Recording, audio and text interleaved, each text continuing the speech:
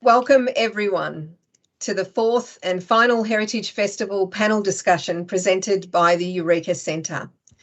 Tonight we'll be exploring the controversy of modern heritage in our session, But It's Ugly, Protecting Modern Heritage. And while we're not at the centre, I hope you all have a glass of wine and a comfy seat, as this will be a lively discussion.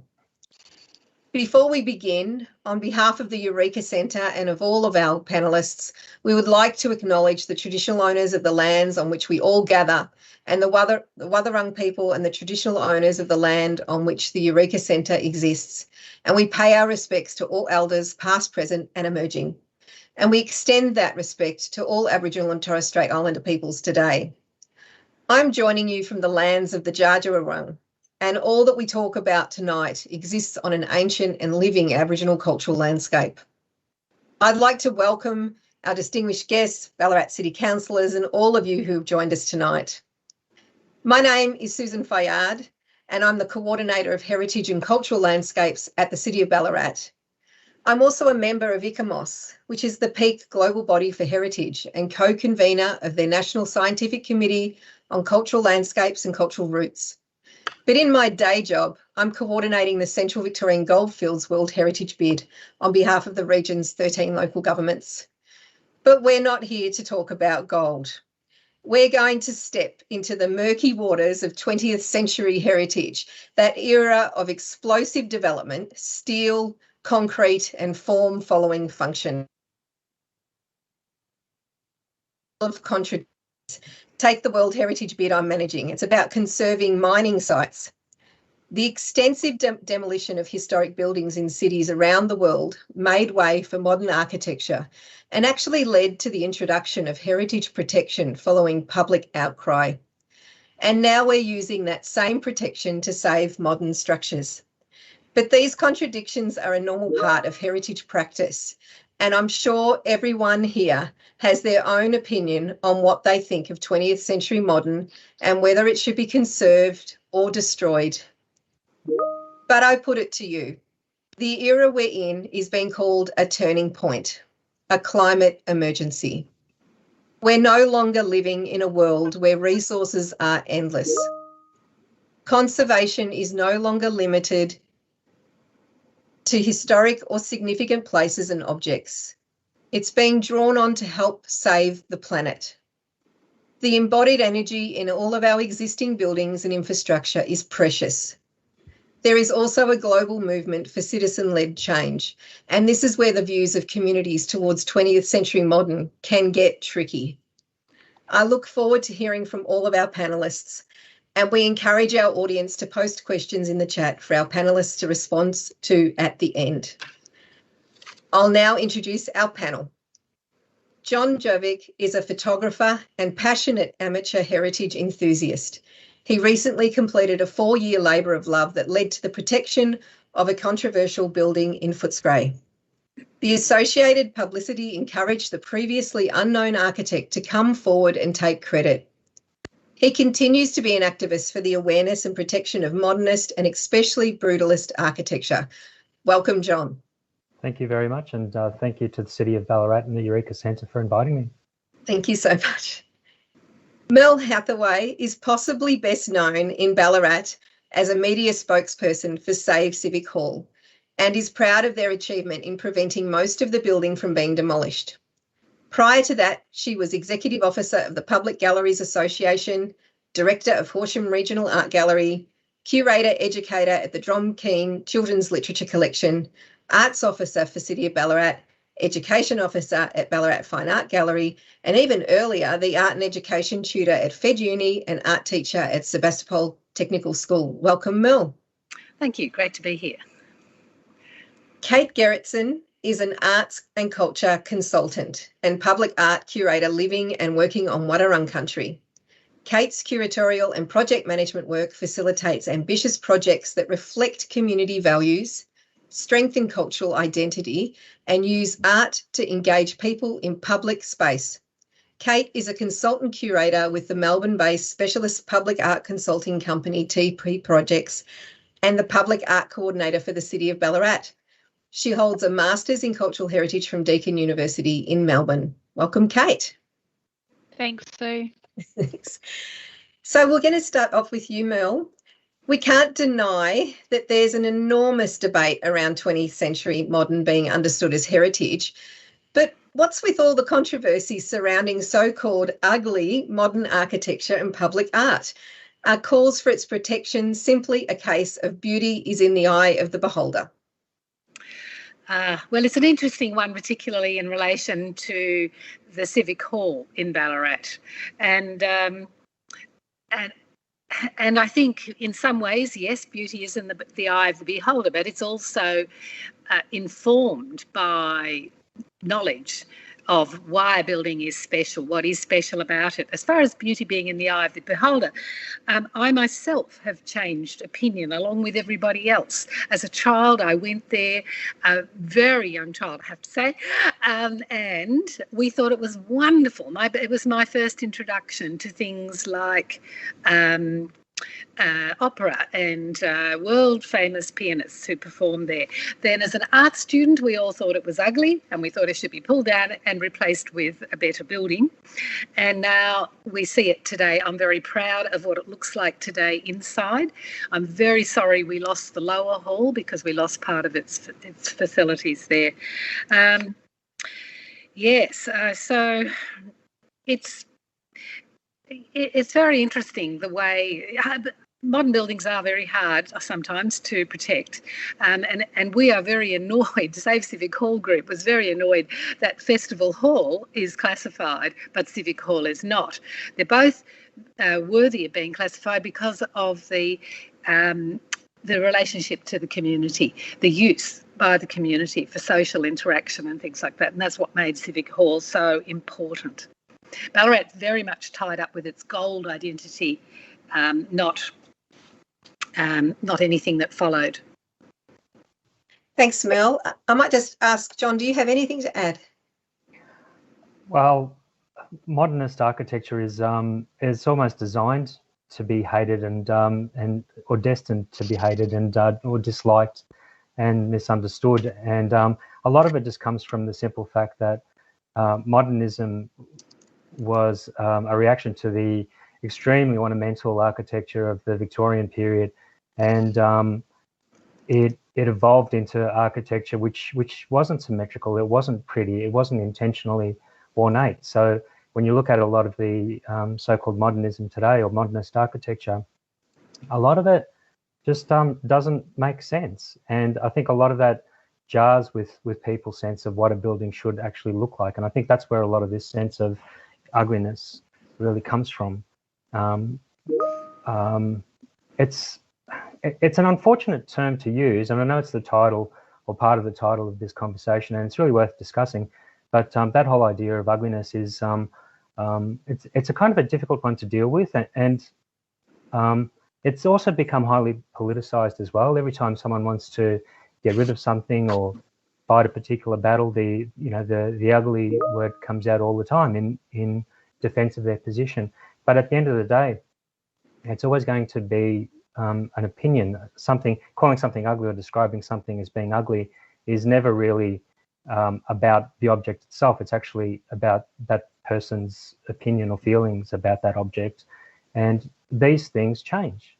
As Mel said as well, her opinion about Civic Hall changed over time. And I think that's the important thing about modernist architecture.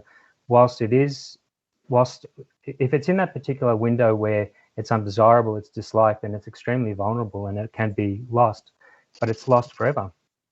Whilst people's opinions do change, and the battle or the difficult thing at the moment is trying to get past that point where a style is unpopular, trying to protect it through that period so that future generations who do actually see things in a different light get a chance to appreciate it and actually reuse it. Thanks, John.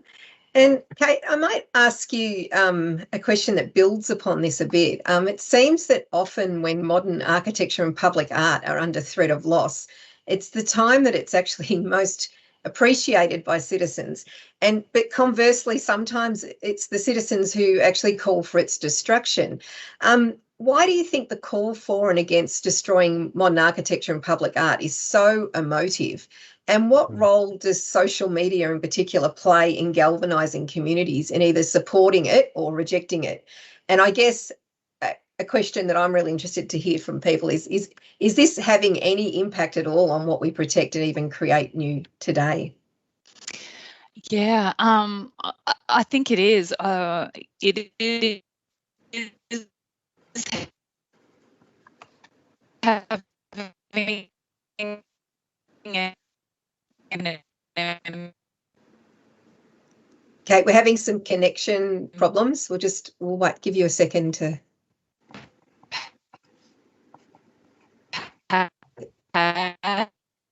No, still not working.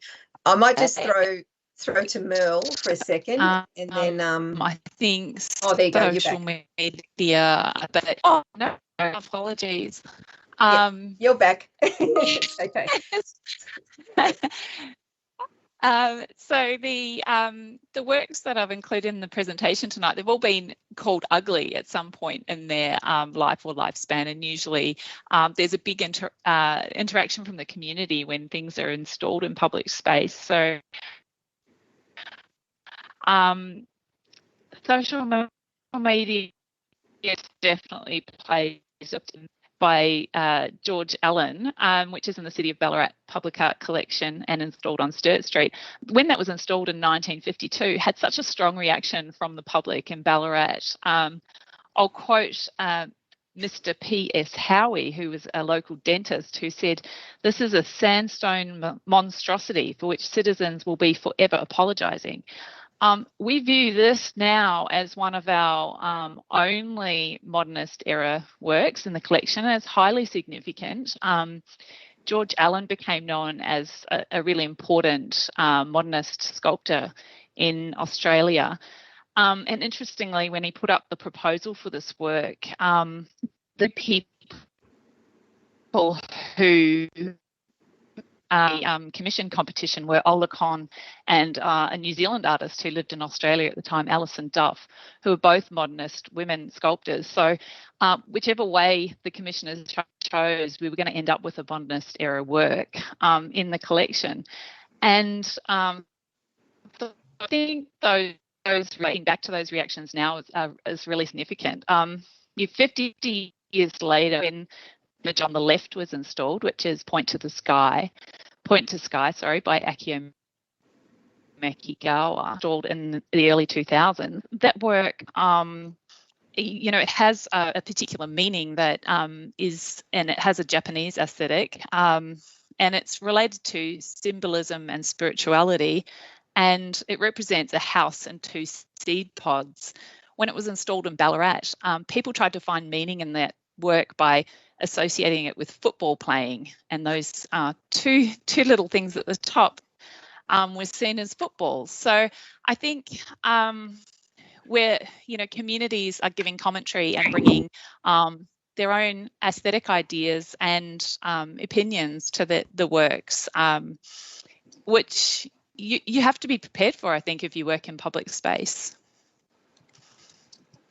Thanks, Kate. It's I can't stop giggling about the football relationship. I think that's wonderful.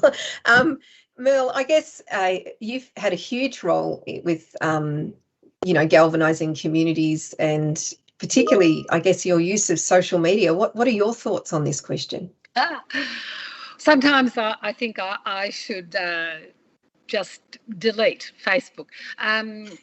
It's fantastic. The social media of all types for community groups and particularly for activism, you just really couldn't do without it these days. It's free, it gets everywhere, and you can encourage a wide range of people to see, to look at your point of view and explain why things are important. Like with the Civic Hall, we really did have to educate people, but it wasn't only via social media. It was things like having the forum. I don't know, have you got the slide of the Newport substation? That was the first time I'd heard of that, and that's a really ugly building that had just been derelict for years, and the community got in there and did a lot of the work themselves, and it's now an arts centre and fantastic. So that's the sort of thing you can do. But I recently, not knowing who the artist was, made a comment on Facebook about a temporary sculpture near me and got into terrible trouble. That, you know, I just think, well, we shouldn't be afraid to say what we think. Thanks, Mel. And John, I might just ask you if you've got anything to add to that, because you've also led, community campaigns, I guess, to get modernist structures saved. Well, yes, that's true. Although in the case of the building I was involved with, Footscray Psychiatric Centre, it wasn't really a community push to have the building protected, which was quite the opposite of, say, the Civic Hall and other places, I suppose, quite commonly. But having access to the internet and being able to share information about the place on the internet actually enabled the place to be known, in fact, throughout the world. And interestingly, that caused it to be published in an international book, quite an important international book. It was included in a map, a brutalist map of Melbourne, basically, or a concrete map of Melbourne, which was quite prominent. It ended up being included in another important local Australian book, a book called Australia Modern, more recently. And these things weren't, this kind of popularity or this information sharing didn't come about through a huge community following that pushed for it. It basically came about simply because the information was there on the internet and people were interested in seeing it. So I guess my particular skill was just to try and sort of photograph it the best way that I could and to share it to as many people and in as many ways as I could. But it wasn't so much a community push that drove it to protection. It was really making it known, making it well known by, I suppose you could say, the art community and the academic community to some degree as well. Thanks, John. I might ask you another question while you're there. I spoke earlier about sustainable development and reuse with embodied energy in buildings, etc. Modern architecture and public art, particularly those created post-war, have a really bad reputation when it comes to environmental sustainability and poor construction methods. Could saving it actually help it redeem itself? And considering some of these challenges, is conservation and reuse even realistic? Yeah, that's a very good question. Modernism, however, we are talking about modernism, spans a very, very long period and a broad range of types of buildings as well. So you've got everything from little fibro homes to huge multi-story, say 10-story concrete buildings, off-form concrete buildings, virtually one piece of concrete as a single building. So the range is extremely broad, and it's very, very difficult to generalize about all of them. But the simple reality is that if you can reuse something, you're not creating more concrete, you're not using more materials. It's really just common sense, and it's not always possible. It goes without saying. But if you're looking at, for example, you showed the image of Footscray Psychiatric Centre. If you can reuse a building like that, and it certainly is possible, you're saving a huge amount of energy. There's no question about that. That building, most people wouldn't know what it is, but it's basically, it's a great example of brutalist architecture here in Melbourne. Essentially, that building is one piece of concrete because it's slowly been poured up, formed up, and concrete has been poured into those forms. So it's not just a bunch of concrete panels or bricks. It's actually effectively one piece of concrete.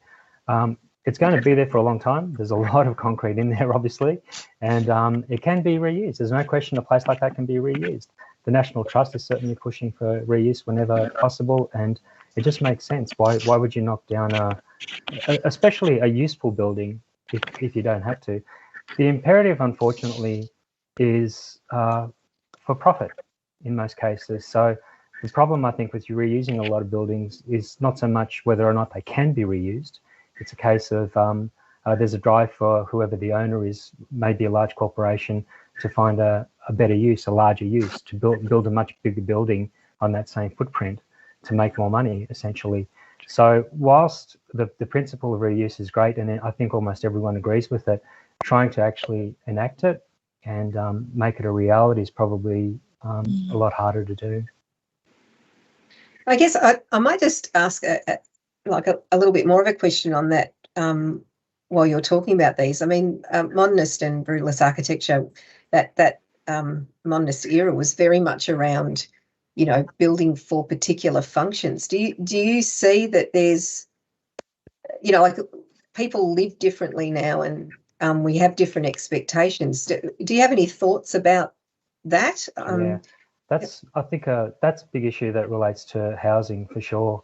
And I think it also depends on which part of Australia. We are in Australia, so we're talking about Australia. It depends on which part of Australia you live in. So if you're in Hobart, you might not be so interested in a kitchen living area that opens out to your backyard with huge sliding doors, because it's going to be 3 degrees almost the whole year.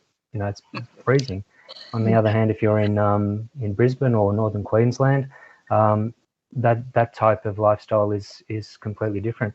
Modernist houses, we're talking about houses built post-war, probably till the 80s or 90s even. They're generally not designed for the type of living that a lot of people want today. If you look at television, every other lifestyle show is about renovating your home, ripping apart the back end, putting the huge sliding door there that opens it out to the world.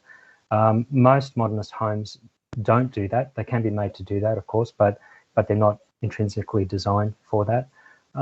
I've seen plenty of homes, I think we all have probably, that modernist homes that have been converted in various ways. So it's certainly possible. It's a question of desire, whether or not people actually want to do it. But if you're talking about multi-story buildings, I mean, that's a completely different story again. So that's where modernism is such a broad style. There's so many different types of buildings. It's very hard to generalize, I suppose. But homes, domestic houses are really, I think that's where most people can actually have an impact. You can either appreciate your home, appreciate the character, appreciate what it says about the past, and I suppose you as well. You can try and enjoy that and build on it, keep it essentially, or you can knock it down and you can build a McMansion, you know. So I think, you know, councils are not going to step in. They're going to let you knock down anything you want, pretty much, in terms of modernist homes. But I think if individuals can come to understand and appreciate them a little bit more, then we've got a better chance of protecting them and reusing them, actually keeping them for much longer, because they'll be around for a long time if they're allowed to be. Yeah. No, I think that's great. And I think that idea of, if there's a desire there, I think that says it all with any type of development on any property, actually.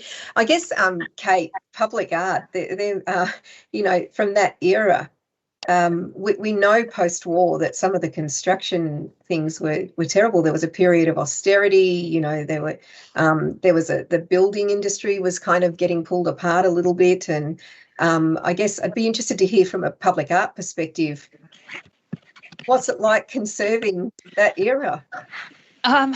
Yeah, I think there's challenges. I think that public art just generally and often is made of materials that have a finite lifespan, and we sort of need to understand that lifespan when we're commissioning it, and artists who work in public space often, you know, will understand that when they're making it and communicate that when they're making it. And it's not just an era for, it's not just an issue about modernist era public art works. There's a lot of contemporary works. Sometimes commissioning budgets just are unrealistically lean as well, and they have been for a long time. So I think we do commission things sometimes with those limitations in place. The other thing I think that people are looking at, and I'm thinking about, you know, the future kind of conversations we have about contemporary art now that's being made now. And I'll just get you to flick up to those other two pictures, Sue.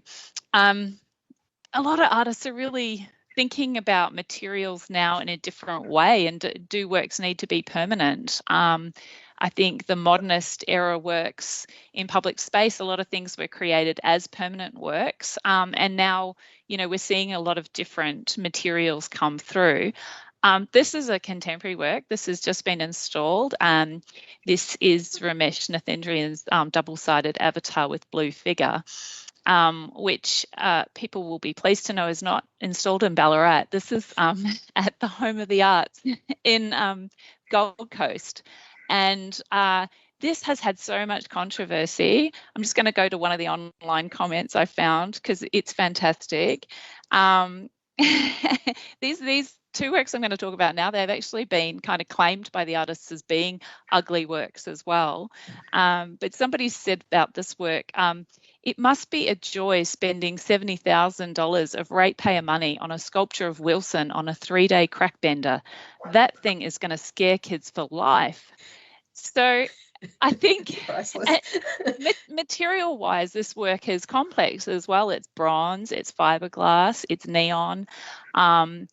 You know, in terms of conservation, this is going to be something that's going to pose a number of interesting questions in the future if it remains in place. The conversations around this work and the calls for it being removed are, you know, really loud at the moment. They're probably as loud as they were for the George Allen work that I showed, the 1950s modernist work that was installed in Sturt Street Gardens in Ballarat. So, you know, is this our future conservation issue, and how much would we consider people's affection for this work and how it might grow over time? Because I think all the panelists tonight have been saying people's understandings and impressions really change. The other artwork that is on the next slide is Monument Number 32, Helter Shelter by Callum Morton, which people in the audience tonight may remember from its installation in Alfred Deakin Place last year. And you'll see here in this Guardian article that Callum Morton is claiming this as an ugly work. This is a quote from him, "This is an ugly work." And he's very interested in that understanding and appreciation of modernist and brutalist architecture and art, and he you know, he's made a lot of replicas of modernist era buildings, and this was pretty much talking about ugliness and what it means to be ugly. This is kind of embracing the idea of ugly in a way. And some of the local online commentary for this is fantastic. Is this the new urinal that was promised? Was one comment. And my favourite of all the comments online, and there were 1,000 comments within a few hours of this being slated to come to Ballarat as a temporary artwork, mind you. This was not permanent. It's only coming for 3 months. My favourite comment was, "Why can't it be small and in the gardens like all the other public artworks?" Which is really interesting when you see that just behind this work there's a really large Inga King statue.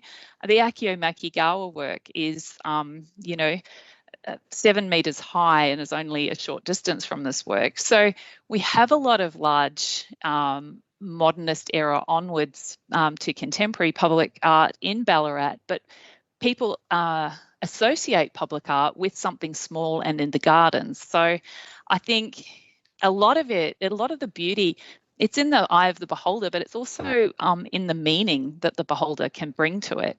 And if people can understand these works and maybe understand intention, an artist's intention, it does change the conversation quite a lot. So I think interpretation is really important with public art. I think public commentary is really important, and building a community conversation around what the artworks mean and what they do. It's really great. Thanks, Kate. I might just throw to Mel, because I think if we go back to that original point that I was making about, you know, can we actually keep this stuff? I mean, the art sounds like it's got some real challenges, particularly some of that earlier modernist kind of art. But I guess you might have some really interesting points around the Civic Hall and whether these buildings are robust and can actually be reused. Well, absolutely. And a point I meant to make earlier was we were failed. The formal heritage protection of the Civic Hall failed. And that's why we had to try everything we could. Could you show, is there the image of the destruction of the lower hall? Yeah, sure is. I was hoping to actually have this one. If you want to see a really sad version of this, have a look at the Facebook page of the Civic Hall. So the Civic Hall is amazingly solidly built. It was one of the first steel frame buildings, solid brick in between the steel frame. Do you want to flip to other ones? Next one, perhaps in that set. I can't remember what. Oh, yes. So this is the interior on the left. This is what people said was shabby, and it was shabby because it hadn't been maintained, but also, and on the right, you've got it today. Wouldn't that be a sad, sad loss? But when they were working on this building, the builders said to us, that Save Civic Hall group, they said, this building, you could demolish every bit of brick and it would still stand. Like, it's an incredibly solid building. So post-war buildings were not necessarily badly built. I think it suited, I have to say, both council and the state government to tell a heap of lies about the building. They told us it was full of asbestos. Well, it had very little asbestos. And they told us it was structurally unsound. They told us the floor wouldn't take another polish. As you can see, that's the original floor there. It obviously could. What was the next one in this series? In the slides, sorry. Oh, yeah. So here's the sort of changing point of view on I think both of these are white night. And you can see people loving the space, beautiful lighting. There's a bit of tweaking has been done in the foyer in the form of that zigzag floor. You see the painting behind the coat of arms. Now, that's something the Save Civic Hall group found in an auction, and we bought it and gave it to council. That also helped turn things around. And it's another example of, it's not necessarily beautiful. It's not necessarily it doesn't necessarily have to be beautiful to be worthy of keeping. That's a very naive painting in a way, and it's so sweet, and it tells us an awful lot about the 1950s and what was important to them. The rowing and there's sprigs of wattle and all sorts of things on it. It also says City of Ballarat with a double A in it, which is why it got taken out. One of the other lies about the Civic Hall was that it had bad acoustics, apparently. And what we found was the acoustics of the Civic Hall, they were there for acoustic music, not for rock bands. So it was when the bands started going in the 70s in particular, and with very large sound systems, the Civic Hall was too reverberant. For that sort of music, you need absolutely deadened sound. So they've done a little bit of a tweak on that, not a lot. They've probably made it less good, but it still was, by the MSO, when they visited last year, they said it was the best hall for them to play in, the best hall acoustically, and it had a lovely warm sound. So, yeah, I mean, well, I was shocked when I was around in Melbourne when the National Gallery Victoria the new building was being built. Roy Grounds, its architect, he actually said that all buildings of today are only designed for 25 years. I think that's appalling. And with today's understanding of climate change and the need to preserve embodied energy in these buildings, yeah, we really need to take these matters on board. You can't just knock down stuff, and most contemporary buildings that I'm seeing going up in Ballarat today are incredibly flimsy. They are not going to last. It's really, really good comments, Mel. And I think it's interesting when you say about the heritage protection failed things like the Civic Hall. I mean, one thing that Heritage Protect, because the building does have like local protection as it's a contributory building in the heritage overlay. Yes. But what Heritage Protection can't do is, that idea of what we're talking about, the desire to keep something. Heritage Protection can't force people to want to keep something in the first place. It can be triggered through planning later on, and with the Civic Hall, it was interesting because we didn't actually get to assess it because it kept getting pulled. The permit kept getting pulled and then put back in, and etc. So we'll never know if it was going to work or not. But it was the decision of the council in the first place that said they wanted to remove it. And you see that with a lot of properties, whether it's modernist or not. We can't, without that desire, we just don't. It's going to be a difficult process to keep things, whether it's got protection or not protection. And I guess just to take me to that next question, I guess, is one of the arguments we often hear for justifying heritage protection is about leaving a legacy for future generations. And I think it's come up a few times in the discussions we've had today. And I'd just like to throw that controversial question in there, because if we're talking about desire of people to want to keep heritage, while acknowledging that it's probably difficult, if not impossible, to predict the future, do you really think the generations of people that follow us will value modern architecture and public art? And really, what could the legacy of this 20th century modern be for future generations? So, Mel, I don't know if you wanted to jump in again.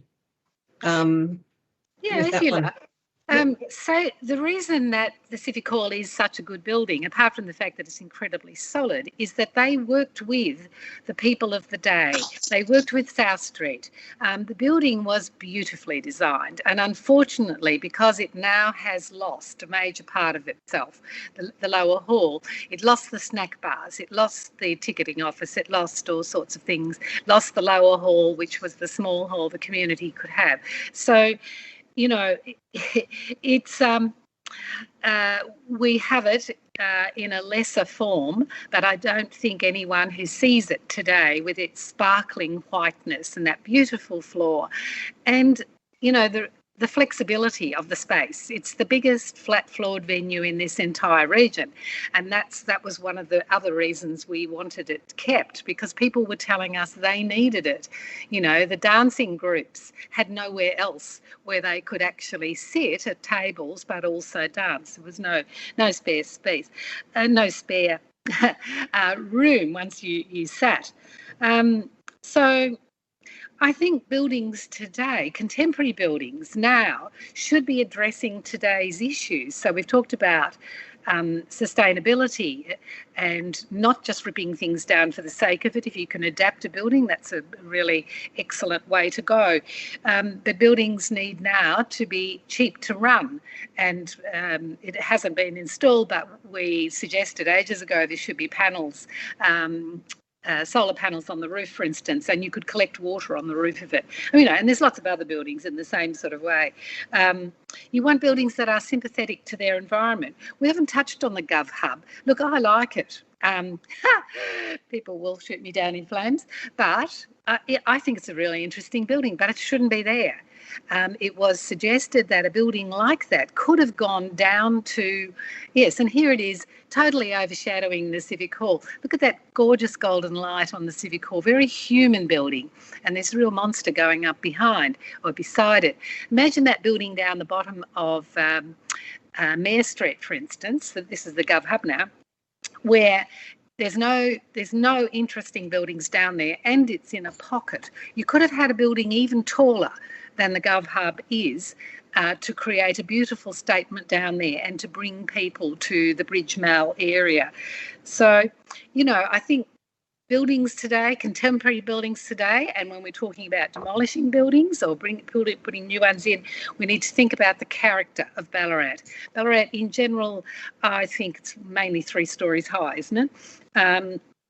Like Paris, Paris won't allow large skyscrapers in the centre of its town for a very good reason, because that's where we want to be. We want to be in places where it's human scale, where we feel comfortable being there. So I'd like to see more well-designed and more thoughtfully designed buildings that suit our environment, not just for investment, to make quick money and then lose something really precious that we have. Thanks, Merle. And I might throw to John. What do you think the legacy of this, modern era could be that we're talking about? Yeah. Yeah. Oh, look, again, because there are so many buildings that fall under that category, I guess you really have to only consider the best ones. And I mean, let's be realistic. There's a lot of stuff that's utilitarian. It just does a job once its job is no longer required. As you mentioned earlier, a lot of modernist buildings are, their form is very much related to their function. So sometimes they can't be adapted terribly well, and sometimes they're just not really worth keeping anyway. But there are also quite a lot of buildings which are just powerful examples of an architectural style of the day. And those buildings, and there aren't terribly many, but those buildings should definitely be protected, and they should be fought for, because they are really the best ones. The good ones are really closer to being a work of art than just being a utilitarian structure, something that just does a job and provides shelter. And that building you're showing there is the state government offices in Geelong. It's an example, I think, of one of those buildings which I think certainly serves a utilitarian purpose. If you look at its shape is certainly utilitarian. It's actually designed to provide more space than its footprint effectively allows. That's why it's in that sort of inverted pyramid shape. But it also has resulted in virtually a work of art, and it's actually a very emotive one, which I think also qualifies it as being closer to art than just being a building. It's also, I think it was originally, I could be wrong, I've never been able to confirm this, but I believe it was voted Geelong's ugliest building at one stage. And I think that has come around over many years, and it's been published in the Phaidon Atlas of Brutalist Architecture. It's becoming better known and better loved, I think. So that's another example of the attitudes of these buildings changing as well. But the best ones, like this, should be around for a long time. They should be protected, and they will be seen differently by future generations, as you know, we've sort of talked about before. But not all modernist buildings are the same. They don't all have particular special qualities about them, but it's the special ones, it is the really good ones we need to protect. Just quickly, one of my favourites, and it's the closest thing I've seen to a work of art in a building. It's the Clyde Cameron College in Wodonga. It's also on the State Heritage Register. It's an incredible example of a brutalist building. I haven't included a picture of it, but walking around that building, it's actually the closest thing to a work of art I've personally experienced. It's a miracle of a place. It's not particularly beautiful, and in fact, some would call it quite ugly. But to me, it's a work of art. You can't touch that, and it's quite a special place. But there aren't that many places like that. But they're the ones we need to protect. Oh, I'm loving all this embrace the ugly conversation. I think it's wonderful. I like ugly buildings. What's wrong? It's a good thing. I like ugly buildings. It's as simple as that. A lot of people do, I think. That's great. And I guess, Kate, I guess to wrap up our panel,